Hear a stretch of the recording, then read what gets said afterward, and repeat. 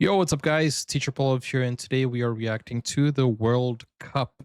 I'm going to do a prediction after this video, and this is what the World Cup looks like. 2026 World Cup groups. We have Group A to L, and this was a request from Whiplash, who says, let's go through all the groups and teams in the World Cup. This will help you get a quick update on the teams mixed up with some memes. This will help you for upcoming predictions. I also want to link a page with the groups so you can take a look at the same time. Okay, so we're going to take a look at this, guys.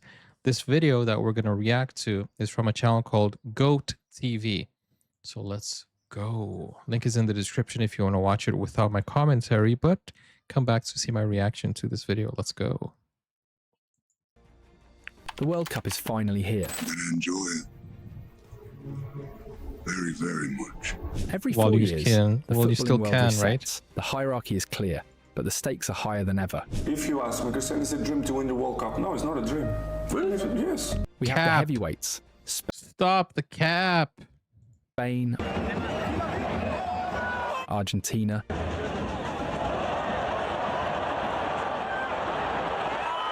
France, His play into Mbappe territory. Goalkeeper. Not and even Portugal.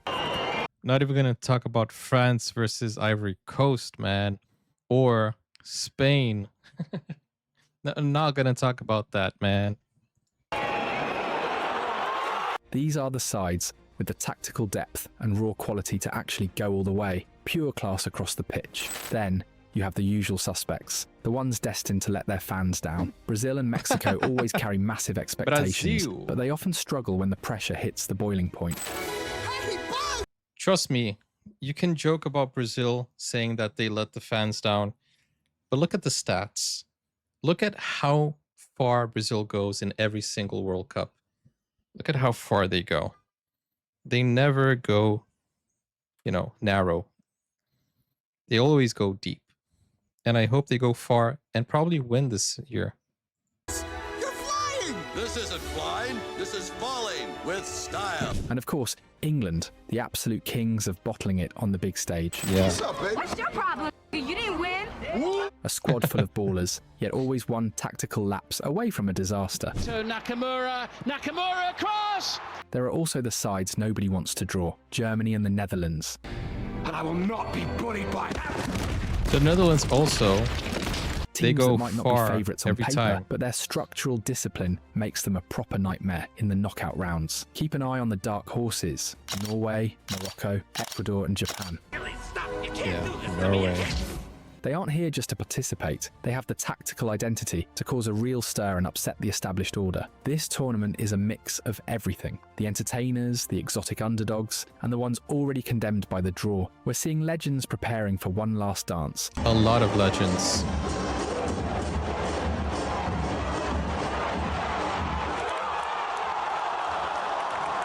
While the heirs to the throne are ready to claim their spot. Not only Messi, Ronaldo, This is Neymar, your ultimate tactical Modric guide as to the well, 2026 Harry World Kane. Cup. Let's get into the specifics of the first nation on our list, Mexico. El Tri is a World Cup staple. X, aka long, tan, Mexico. and handsome.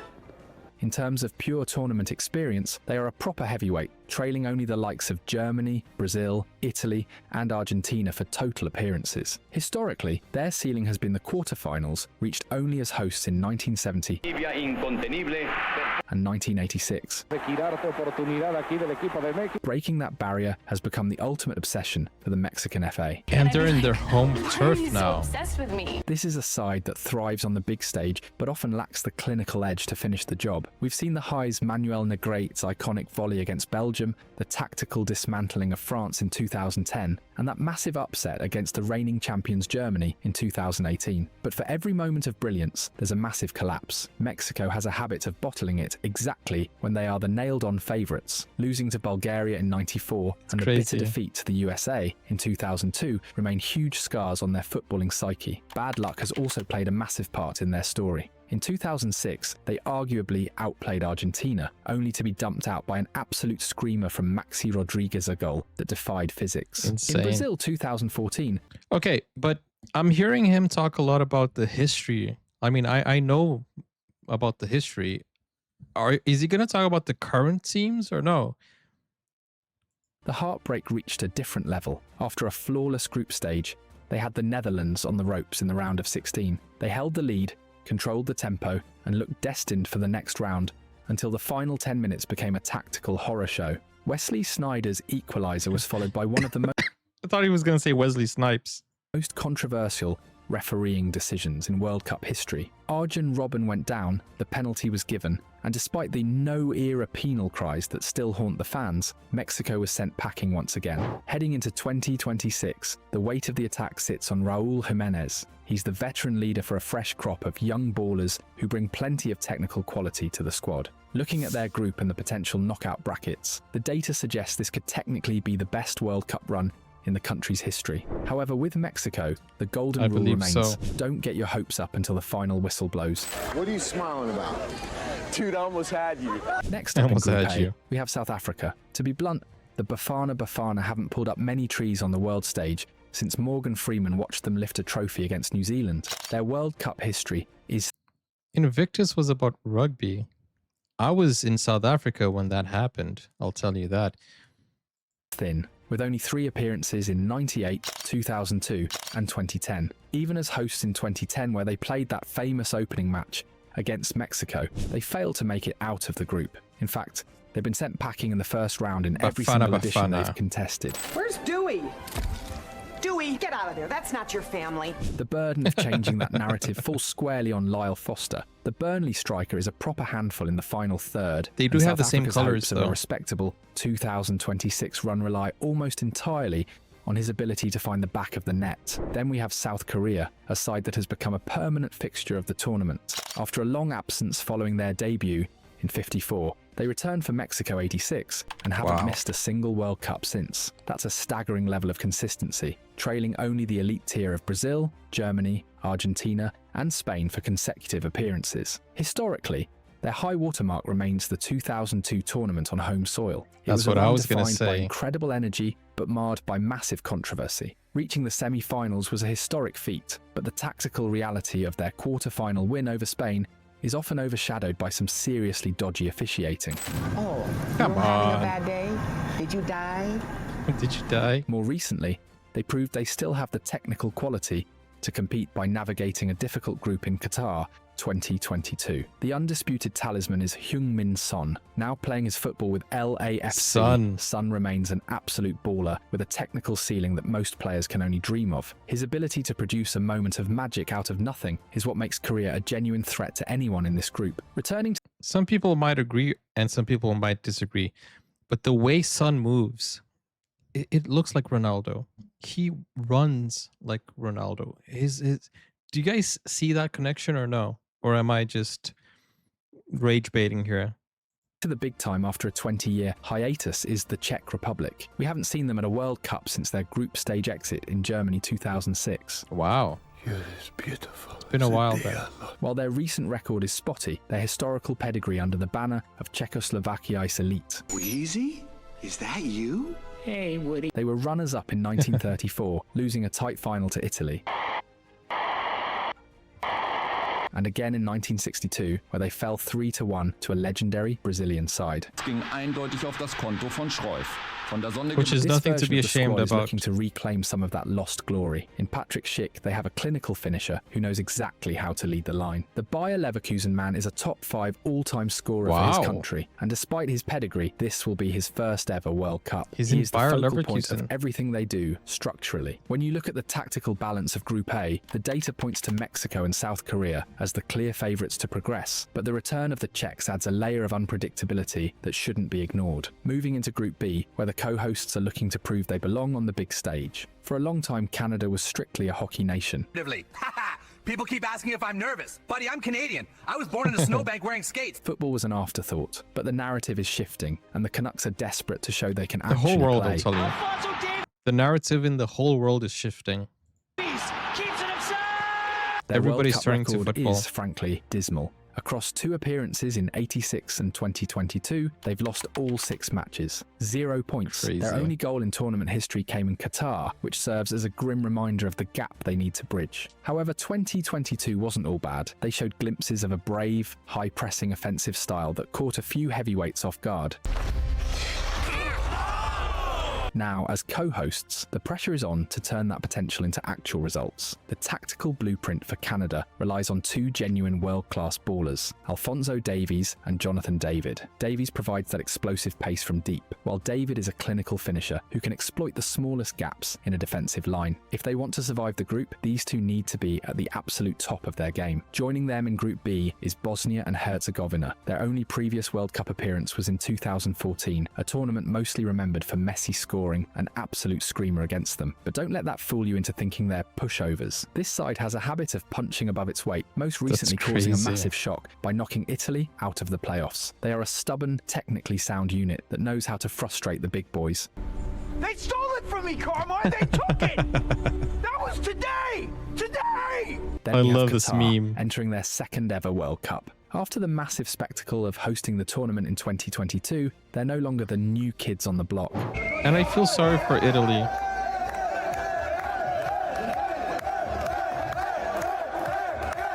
I really feel sorry for Italy. They should have been there.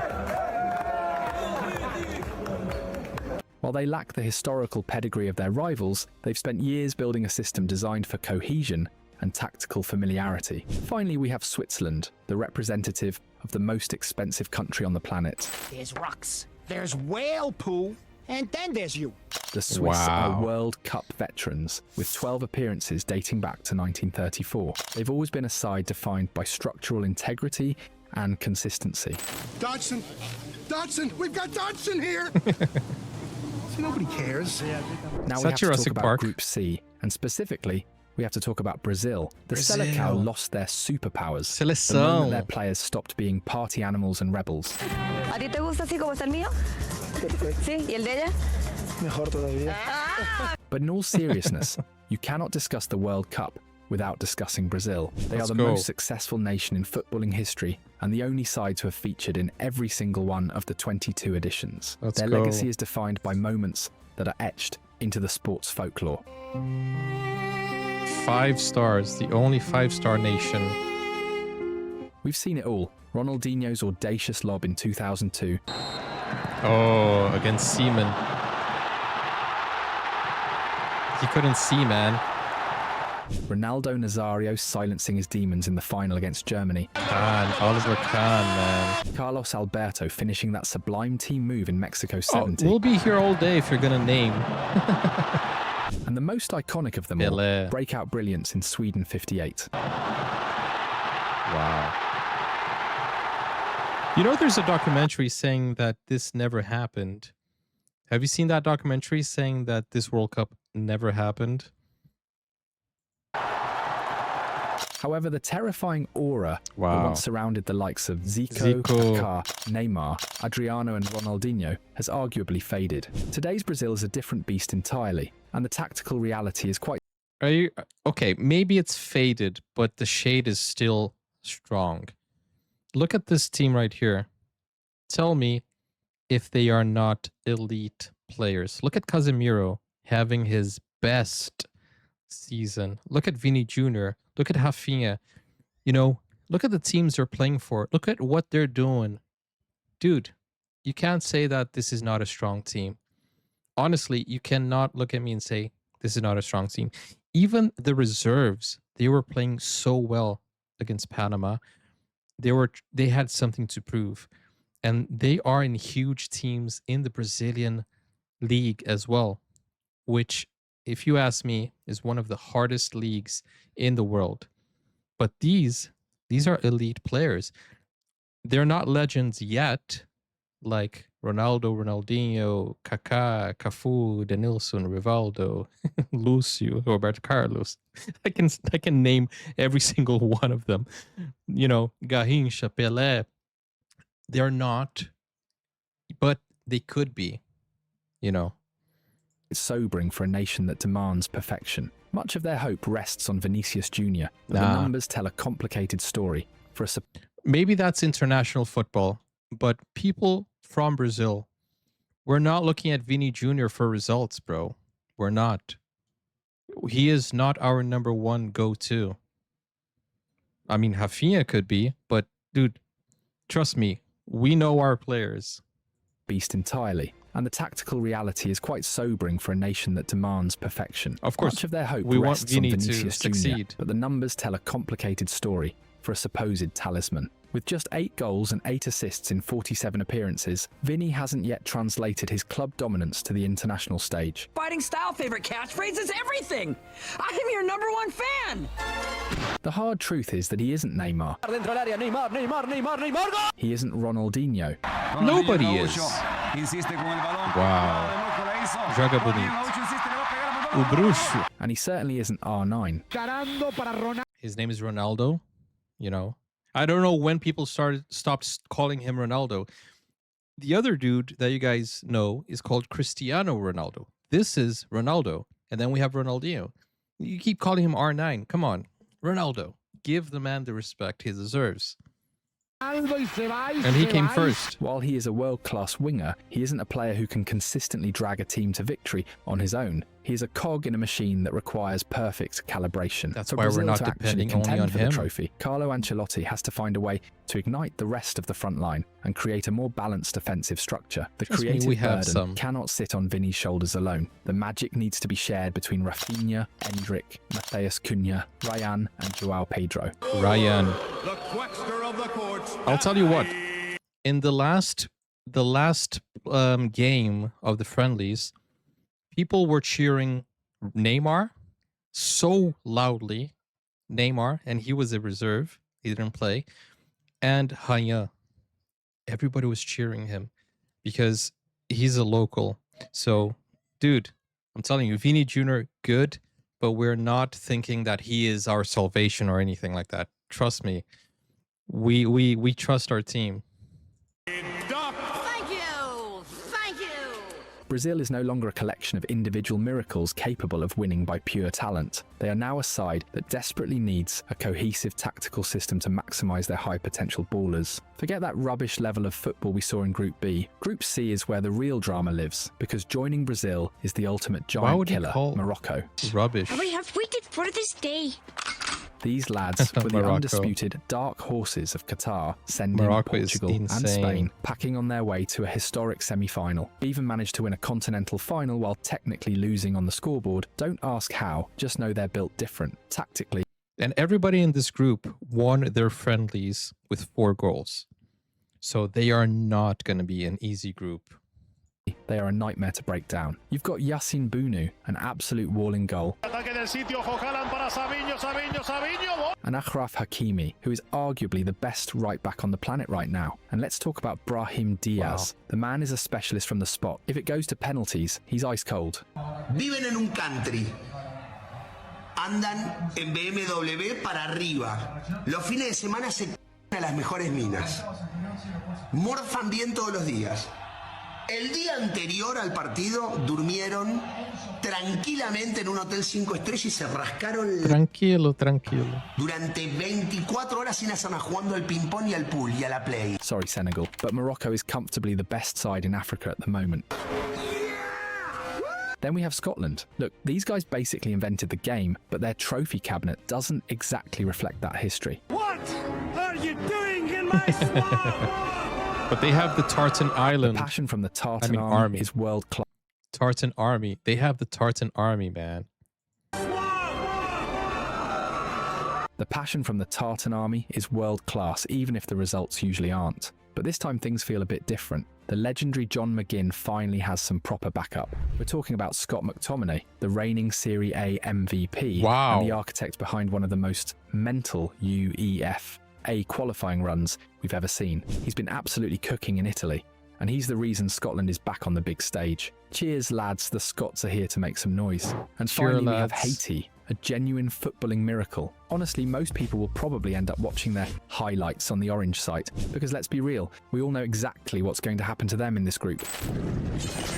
What? It's going to be a long tournament for the Haitians. Oh. Let's talk about Group D, where the real host...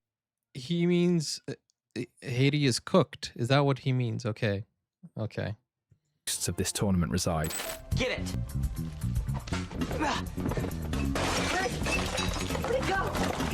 The US men's national team has a bit of a weird history with the World Cup. They lack the consistent presence of someone like Mexico, but ironically, they've actually gone further in the tournament than their rivals on two separate They're occasions. investing. We're talking about a side that reached a semi-final in the early days and pulled off that legendary, massive upset against England in 1950. And of course, we can't forget the England. Dosa Siro in Korea. 2002 still arguably the biggest result in their history.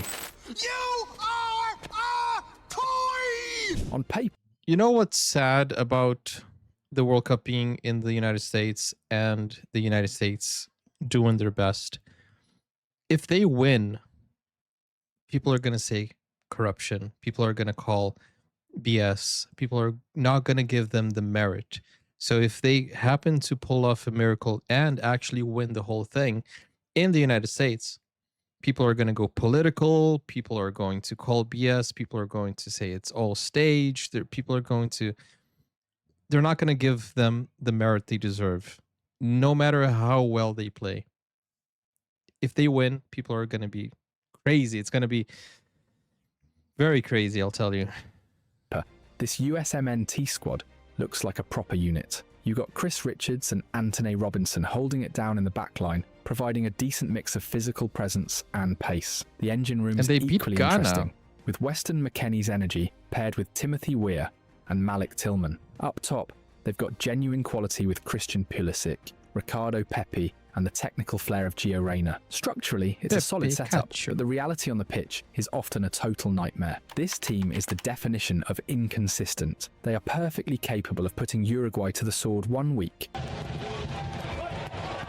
only to be absolutely humiliated by Belgium or Portugal the next. El balón hacia el área, una vez más el servicio en diagonal que daba para el... There is no middle ground with these lads. God bless America. I know we suck. I don't know how to work as a team. But unless they find some tactical discipline, they are going to struggle to do anything meaningful in their own backyard. The rest of the group is pure chaos. You've got Paraguay, who are basically the South American version of the US, completely hit or miss. They scrape through CONMEBOL in 6th place, but you can't completely write them off in a group that features New Zealand and an unpredictable American side. But let's be real, the true protagonists of Group D are Turkey. This squad is absolutely stacked with technical ballers and is easily the favourite to walk away with the top spot. Turkey is crazy. Güler and Kenan Yıldız providing that creative spark, Hakan Çalhanoğlu pulling the strings in the middle.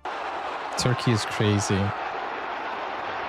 And the likes of Kerem Aktürkoğlu and Ferdi Kadıoğlu flying in transition, you're looking at a serious problem for any defence. Turkey isn't just here to participate, they have the clinical edge to dominate this group from start to finish. Now we're talking about a proper group of death. Hey, little group of death. Boo. First up, Germany, 4-time winners, but there's a but there for Germany. Let's be honest, they've been in the wilderness lately. 2 consecutive World Cups getting dumped out in the group stages is unheard of for a nation of their stature. They are desperate to end this period of uncertainty and prove that the machine we saw in 2014.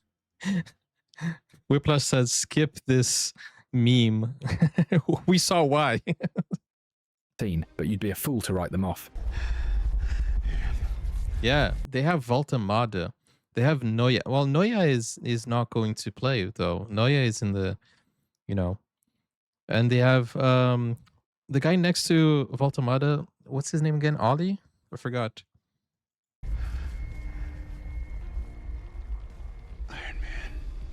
They've got a new generation of ballers who don't know what fear looks like. We're talking about Florian Wirtz and Jamal Musiala, 2 of the most creative sparks in world football, alongside the experience of Joshua Kimmich, the clinical, if sometimes frustrating Kai Havertz, and the spectacular Woltemade. Keep an eye on the youngster Lennart Karl too. This lot are technically gifted and hungry to flip the script on American soil, Susan. But Germany won't have it easy because they're sharing a group with arguably the best Ecuador side in history. I'm big. Only second to Argentina.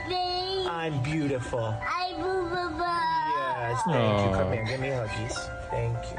This team is an absolute unit. They've got Piero Hincapié bossing it at Arsenal and the European champion William Pacho in the heart of the defence. In the middle, they've got one of the Premier League's elite playmakers in Moises Caicedo, supported by Joel Ordóñez and the tireless Pervis Estupiñán. let's not blow this out. Tactically, Ecuador is a nightmare to play against. They arrived at this tournament on a 17-game unbeaten streak, and we aren't talking about easy fixtures. They've held their own against the likes of Brazil, Argentina, Colombia. They were second in the group. And the Netherlands. Finishing second in the CONMEBOL qualifiers, the toughest qualifying zone on the planet is no fluke. With John Yeboah's flair and Enner Valencia's veteran presence up top, this is a side that expects to go deep. However, Ecuador can't afford a lapse in concentration because Ivory Coast is lurking. I laugh in the face of danger. Ivory Coast just beat Les Spain. Elephants have a serious crop of talent, led by Manchester United's Amad Diallo, and they have the physical and technical profile to cause a massive upset if the big boys blink. As for Curacao, well, much like Haiti, they'll probably be relegated to the highlights section of the orange site. It's a tough draw for the Minnows, and in a group this stacked, they're likely just here for the scenery. Group F is looking absolutely massive, and leading the way are the Netherlands. They've got that tragic label of being the best side to never actually lift the trophy. With 3 runner-up finishes in 74. They lost against Algeria though, man. I'm sorry for the Oranje.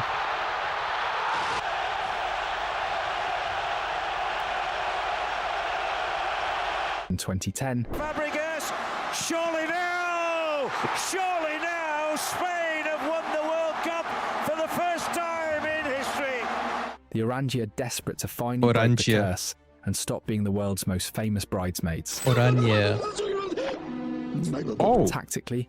And there's this economist that has gotten the last 3 World Cups correct, who predicted that they will win this World Cup this time.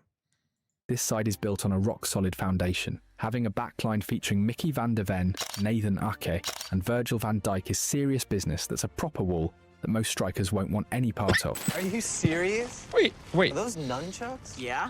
Their midfield is equally stacked with technical quality. Ryan Gravenberch, they have 2 Quinten flags on their Timber, chest. Frankie de Jong, Tijani Reinders, and Xavi Simons have more than enough flair to dictate play and create chances at will. Why do they have flags?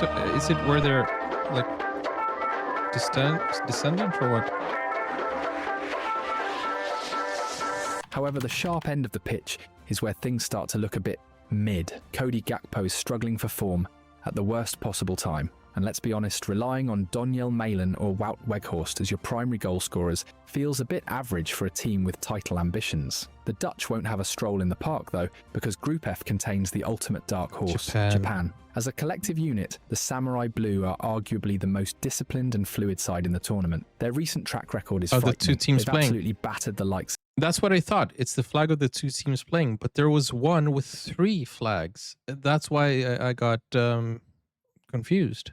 Of Bolivia and picked up massive wins against England, Don't underestimate Japan, Scotland, Ghana, and even Brazil. They only tasted 1 defeat since 2024. If you're looking for a team to cause a tactical meltdown for the European giants, keep your eyes on Japan. You know who I am, boy? Yeah. You like the Justin Timberlake of Japan, right? But the competition for the giant killer spot doesn't stop there. Sweden is back on the world stage, and they've brought a literal cheat code in Victor Gyökeres. Sverige. You have Isak as well. Fast, strong, unorthodox. It's a monster, boy. It's a balanced breakfast over there. The man is a goal-scoring machine, bagging 4 goals in just 2 matches to drag the Swedes into the tournament. If Alexander Isak can find his rhythm and play like the world-class forward we know he is, and with Anthony Elanga in a state of form that's frankly unsustainable, Sweden becomes a nightmare to defend against. Throw in a wonder kid like Rooney Bargji, and you've got a squad that the Netherlands and Japan cannot afford to sleep on. There is one issue though. The way they qualified was super strange, super weird. They technically were like out of the World Cup until they weren't. You know, it was super weird the way they qualified. They did not get a good campaign. It was super weird the way they got there, but they're there. So we got to watch out for them. Mexico fans are probably sending Gyökeres thank you notes for his shift.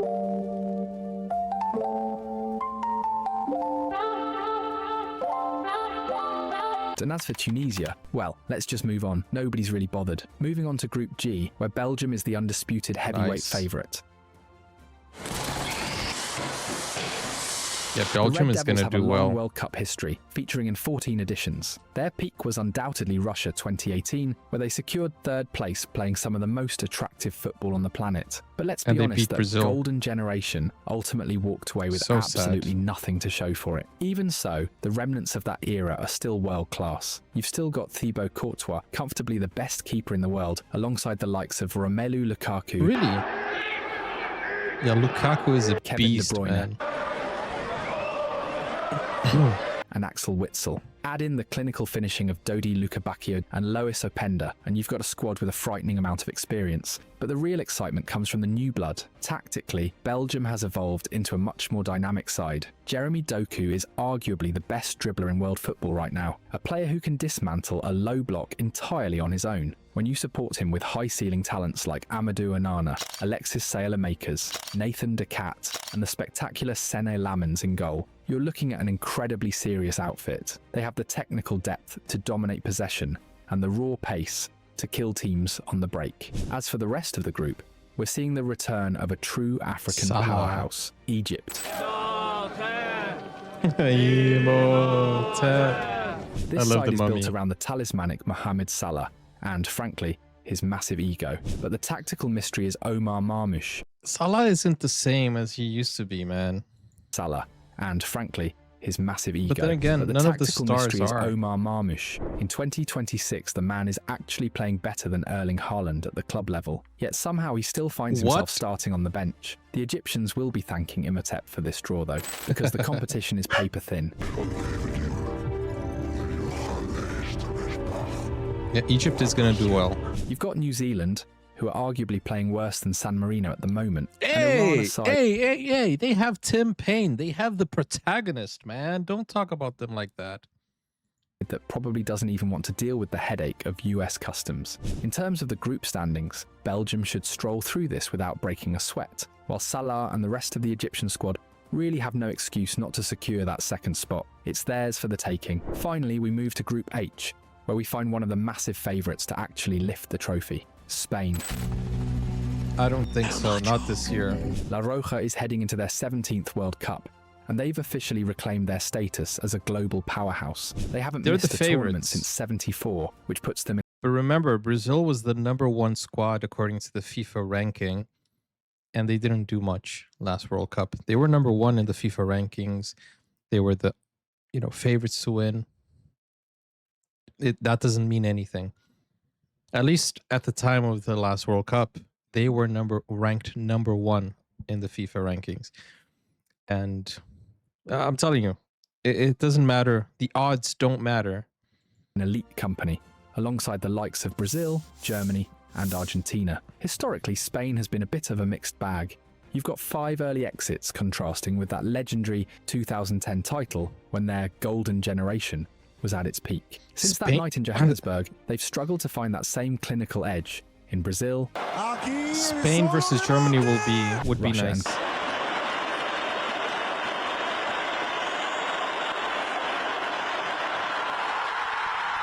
So much drama for that.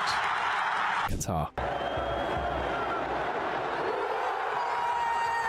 Portugal. But 2026 feels like the ultimate redemption arc, because this new crop of players is something truly special. Tactically, this squad is absolutely stacked from back to front. In goal, they have David Raya and Joan Garcia. But you can have only one goalkeeper. Arguably goalkeeper. the 2 best shot stoppers in the world right now. In the heart of the defense, you've got Pau Kubasi, who is a statistical anomaly. His progressive passing and ball-playing ability from the back are unmatched globally. But it's the midfield where Spain turns from a great side into an unplayable one. They have the 2 best defensive anchors in the Premier League in Rodri and Martin Zubimendi, providing the perfect platform for a creative engine that is frankly unfair. Pedri is technically the best midfielder on the planet. Fermin Lopez is a world-class interior. and Dani Olmo is a specialist in producing the spectacular. Up top, they finally got the firepower to match the build-up play. Nico Williams turns into prime Neymar the moment he puts on the Spain shirt. Prime Nico Neymar. Oyarzabal has become the ultimate clutch player the man simply doesn't miss in big moments. Then you have the crown jewel, Lamine Yamal. At 16, he basically carried them to a Euro 2024 title. Now, as the undisputed best player in the world and the heir to the footballing throne, he's ready to crown his legacy with a World He is the biggest Neymar fan, I'll tell you. Lamine is the biggest Neymar fan. Cup. Future's now, old man. Mocha in the Joining middle. the Spanish in Group H is another former champion, Uruguay. La Celeste is footballing royalty, the pioneers who won the very first World Cup. They're back. And famously silenced the Maracana in 1950. Their Maracana. last great run was in 2010 with the iconic trio of Suarez, Cavani and Forlan, but that era is firmly in the past. The reality for Uruguay today is a bit of a roller coaster. On one hand, you have Fede Valverde in his absolute prime. El Pajarito is a world beater, and his engine in the middle of the park should have every manager in this tournament worried. On the other hand, you have Darwin Núñez leading the line. It's a bit of a gamble every time he steps on the pitch. His pace and power are terrifying for defenders, but his finishing's just as likely to scare the life out of his own fans. He is the definition of chaos ball. Well, maybe it is Yes, stupid, Paul. but it's also dumb. Fortunately for the Uruguayans, they've got the power of mate, and a very kind draw. Facing Saudi Arabia and Cape Verde means they should cruise into the knockout rounds alongside Spain without breaking much of a sweat. Now we have to talk about the real deal. Group 1 is How about another joke, Murray? No, I think we've had enough of your jokes. frankly terrifying, and you have to wonder what on earth Iraq is doing here alongside the best side on the planet, the African People's Champions, and a Norwegian squad led by a literal cyborg. Iraq fans, you might Cyborg. want to look away. Your highlights are definitely going to end Holland. up on the orange site because this is going to be a massacre. But seriously, this group is a masterpiece of national teams. Here we go. It's beautiful. Let's start with France. When you talk about Les Bleus, you're talking about a side that has become a permanent fixture in the elite since 1998. That iconic win against Brazil with Zidane, Henry and What a Trezeguet group. set the standard. They proved it wasn't a fluke in 2006. Do you know what Trezeguet means in Portuguese? Like, 13 means 13. 13 é gay. It means the number 13 is gay. Is he number 13? I don't think so. But it always makes us giggle when we hear Trezeguet. Trezeguet. Trezeguet means number 13 is gay. I don't know. It's just a childish thing, but it's funny every time we hear his name. It's like listening to IShowSpeed say Uruguay. It's Uruguay. But, you know, it's funny. And I think The Simpsons made that joke too. With Zidane, Henry and Trezeguet set the standard. They proved it wasn't a fluke in 2006. And then dominated again in 2018 with the likes The of headbutt. Kante, Mbappe, Pogba and Griezmann. They are nailed on favourites in every single tournament they enter, but what they're bringing to the 2026 World Cup is just taking the mickey. The depth of this French squad is actually ridiculous. Just look at the attacking options. Hugo Ekitike, Break from the back. I have them as second for... Marcus Thuram, Here for the French again, Akliouche swinging it in towards Thuram. Ousmane Dembélé. I have them as second for the group. Désiré Doué, I think they're going to drop the Chasing ball. it down, good square, and the shot is... Rayon Cherki, That's funny. Kylian Mbappe, Into Mbappe territory. Goalkeeper comes and a... Michael Olise, Always look. Bradley Barcola, Can they get to the finals again? and Randall Kolo Muani. Those 9 attacking players have produced a staggering 211 plus goal contributions this season alone. That's crazy.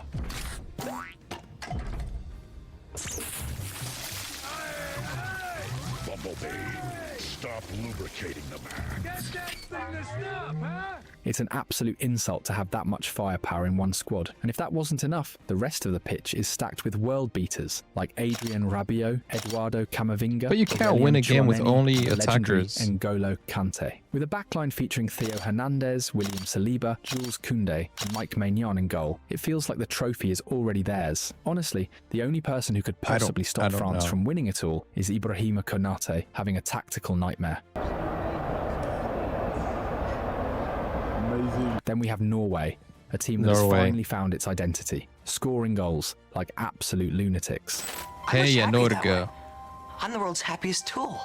You must be proud of yourself, son. They've earned the respect of the footballing world by becoming the most clinical side on the planet. Their recent record is mental 37 goals scored in just 8 matches, with only 5 conceded. That's Erling insane. Haaland, the android, is responsible for 16 of those goals. The android. If he carries that form into the tournament, it's going to be unsustainable for any defence to track him. But he's not a one-man show anymore. He's got Martin Odegaard, the perfect playmaker, to feed the beast, plus Alexander Sørloth, Oscar Bob, and Antonio Nusa, who is basically the Neymar from Temu. Neymar from Temu. With Julian Ryerson providing quality service from the wing, Norway has the technical ceiling to outscore anyone. But France and Norway would be foolish to overlook Senegal. The Lions I of Teranga think have Norway been a is force going since their far in this 2002 competition. debut, when they shocked They the have to world by have reaching fun. the quarter-finals. This time, they're looking to go even further. They arrived here after winning the African Cup on the pitch, only to have the headlines stolen by boardroom drama. But the quality of this offensive army is undeniable. The people's champion. You want a staff job? Anybody care about what I want? I do. With Nicholas Jackson, Ismaila Sarr, and Lamin Kamara leading a lethal transition game, supported by a rock-solid spine of Kalidou Koulibaly and Edouard Mendy, they are a physical and tactical nightmare. It seems the only way to beat this Senegal side is in the courtroom, because on the pitch, they are an absolute unit. And as for Iraq, now let's look at Group J, and honestly, Argentina, you'd have to be blind not to see Algeria. how this was set up. I'll kidnap 1,000 children before I let this company die. Algeria, Austria, and Jordan. Right, because nobody wants to see Messi, and the boys struggle, do they? This is quite literally the easiest group in World Cup history for the Albiceleste. It's easy. Can you imagine if they lose all 3? Can you It's a imagine stroll if in the park Argentina before the loses all tournament 3? even starts? Argentina is heading into their 19th World Cup, and they've left a massive mark on the game's history. 3 titles in the bag, 78 at home. But don't underestimate Algeria. They beat the Netherlands. 86 in Mexico, and the crowning glory in Qatar. We've seen it all. The hand of God, the goal of the century. Maradona turned past 2 and runs away from Reed. And then gets past Butcher and past another, and Maradona goes on! Maradona's iconic dancing, and the Bidon de Branco. She's not taking his lead. And of course the 2022 World Cup, where Messi basically destroyed everyone in his path. It was a proper masterclass from the GOAT. What makes this Scaloneta side the absolute favourites isn't just the talent, the chemistry. Tactically, they don't play like a typical national team. They play... I will tell you, the 2022 final of the World Cup was possibly the best final I've ever seen. It was Messi scoring goals and then Mbappe coming and getting that back. It was a battle between these two. They were literally chasing the ball and getting it into the goal. It was insane. Like a club side, they know each other's movements inside out, and the results speak for themselves. After winning back-to-back Copa Americas, they're now chasing a historic double-double back-to-back Continental and World Cup titles. Oh, you dog. Is there anything And this they're guy in can the do? easiest. If they pull this off, they aren't just champions. They are officially the greatest They are in the international side in the history of the easiest sport. The group. squad depth is a joke. You've got a unique mix of veteran steel and fresh legs. Dibu Martinez is still a wall in goal. He is crazy. He's a funny goalkeeper. With Cuti Romero, Marcos Senesi, and Otamendi providing that aggressive defensive line. The midfield is pure class with Enzo Fernandez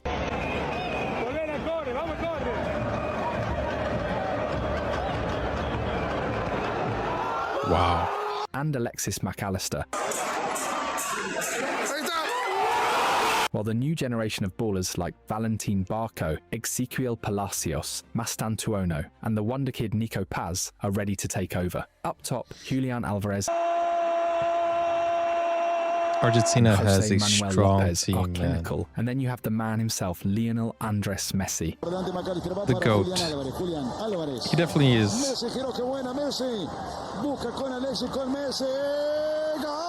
Crazy, dude. Argentina is clearly going for the repeat, and let's be real, if this squad somehow isn't enough to get the job done, I'm sure FIFA will give them whatever nudge they need to get over the line. Now for Group K, home to a side led by a man who You think seemingly so? wants everything except perhaps a World Cup trophy. Portugal. Historically, Portugal's World Cup CV is surprisingly thin. Their peak was way back in '66, when Eusebio took the world by storm to finish third. It was After Zabio. that, they basically disappeared from the big stage for decades, failing to qualify for almost every tournament between 1970 and 1998. It wasn't until 2002 that they became a permanent fixture in the competition, but the Portugal side arriving in 2026 is a different beast entirely. This is comfortably the most talented generation they've ever produced. Grab. Their defensive line is pure class. Ruben Dias and Gonzalo Inacio are absolute units in the middle, while Nuno This could Mendes be has their the cup. technical quality to keep even someone like Lamine Yamal quiet. Add in Mateus Nunes, Guardiola favourite, Guardiola. and Juan Cancelo, arguably the most dangerous offensive fullback in the game, and you have a backline that is elite in every sense. The engine room is where things get really serious. Vitinha is currently operating at a level alongside Pedri as the best midfielder on the planet. When you pair him with PSG's wonderkid Joao Neves, Vitinha. Pasado. and the Premier League's reigning MVP, Bruno Fernandes, you have a midfield that can dictate the tempo of any match. Throw in Sporting's Francisco Trincão for extra flair, and it's a tactical nightmare for the opposition. Up front, the depth is just as frightening. You've got Pedro Neto, They have a good team. A great team.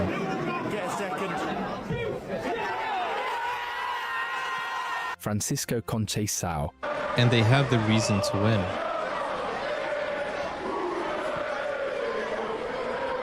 and Joao Felix, This is played in towards the edge of the box. It's who Joao. always seems to find his rhythm for the national team. Then there's Rafael Leao, a literal human gazelle on the wing. And of course, the main man, Cristiano A literal lion.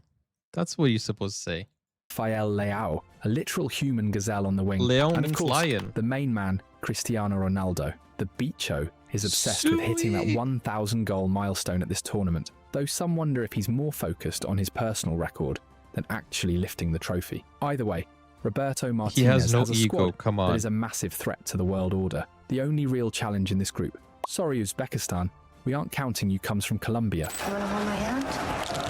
Los Wow. Cafeteros have featured in 6 World Cups and managed to escape the group stages in half of them. They've given us some of the most iconic moments in footballing history. Marcos Cole's Olympic goal in '62, Freddie Rincon's legendary last-minute equaliser against Germany in '90, and James Rodriguez's sublime volley in 2014 that won him the Golden Boot. Of course, it's a history Beautiful. also marked by the tragic shadow of Andres Escobar's own goal. Oh, yeah, the For the own goal. 2026 edition, Colombia has 3 standout figures That that own make them goal a dangerous out. got him First, killed. Luis Diaz is having the season of his life at Bayern, racking up a massive 22 goals and 18 Wow. assists. He's playing at a superlative level, but the offensive threat doesn't stop there.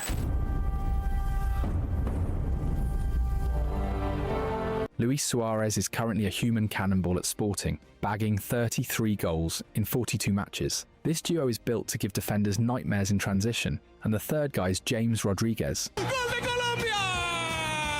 It's essentially a 2-horse race for the top spot, while the Republic of the Congo has the support of the neutrals.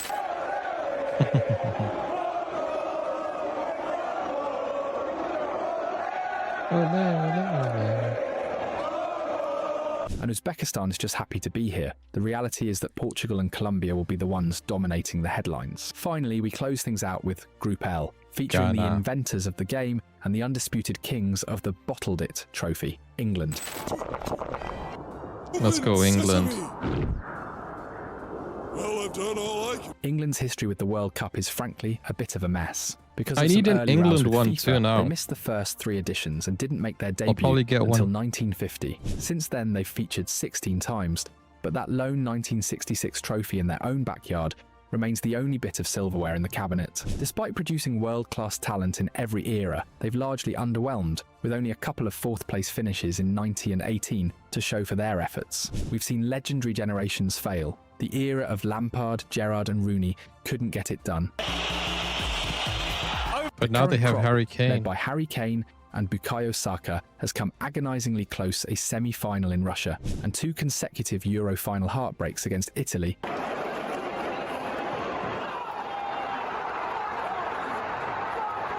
and Spain.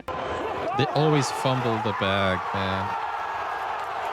Even Arsenal, for example, fumbled. Come on. But heading into 2026, the Three Lions are arguably more stacked than ever. Harry Kane is entering this tournament as the best striker on the planet, putting up a ridiculous 48 goals and 5 assists in just 40 matches. That's clinical. Behind him, the support is absolute class. You've got Noni Madueke, Bukayo Saka and Declan Rice currently dragging Arsenal toward a Premier League title. In the middle, the technical ceiling of Jude Bellingham, Phil Foden, Cole Palmer, Foden. Adam Wharton and Alito Anderson is frankly illegal. Then you have the pace of Marcus Rashford and the golazo specialist Morgan Rogers. Under Thomas Tuchel, the big question is whether this gaffer can finally turn this collection of ballers into a ruthless winning machine. With a defence anchored by Mark Guehi and Ezri Konsa, and a safe pair of hands in Pickford or Trafford, England has no excuses left. Don't give me excuses! No excuses left. But standing in their way is a side that knows exactly how to navigate a tournament, Croatia. Since their independence, they've been a proper nightmare for the big boys, reaching the podium in 3 of their 6 appearances. Croatia's dangerous. This will be their 7th World Cup, and they're arriving with a massive emotional boost. It's the last dance for Luka Modric. Modric. Y al final quiero decir una frase que ha visto y que me gusta mucho. No llores porque se terminó, sonríe porque sucedió.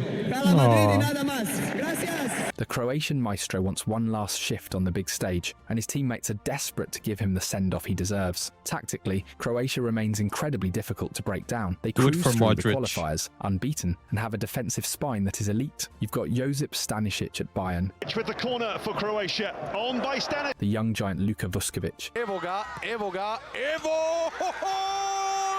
And the world-class Joško Gvardiol. In the creative department, Martin Baturina is currently bossing it in Serie A with Como, proving he's one of the best playmakers in the world right now. Never, under any circumstances, count the Croatians out. A step below the heavyweights, we have Ghana, a side that always makes life complicated with their physical and direct style of play. And then there's Panama, looking to make history in their very first World Cup appearance, with Carrasquilla hoping to pull off a miracle. Buckle up, because the tactical battles in Group L are going to be mental. The 2026 World Cup is officially ready to kick off. I'm ready. Are you guys ready? I'm ready for it. I'm ready, and I hope you guys are too, because I'll be reacting to it. So don't forget to like, don't forget to subscribe. I'll be here every day with a new World Cup video. I'm going to be looking at every match, every scoring opportunities that they had, and I'm going to be analyzing to see who's going to be on top. I'm going to do my prediction now. But this is going to be a great World Cup. It's going to be a long one, but that's going to be fun. This is the World Cup. We're ready. Let's go. Guys, if you want to request a video, go over to Buy Me Coffee. If you want to buy me a scarf, go over to Buy Me a Coffee and send me the link to the product that you want me to purchase on your behalf. These are the instructions. And I'll see you guys next time. Take care. Bye-bye.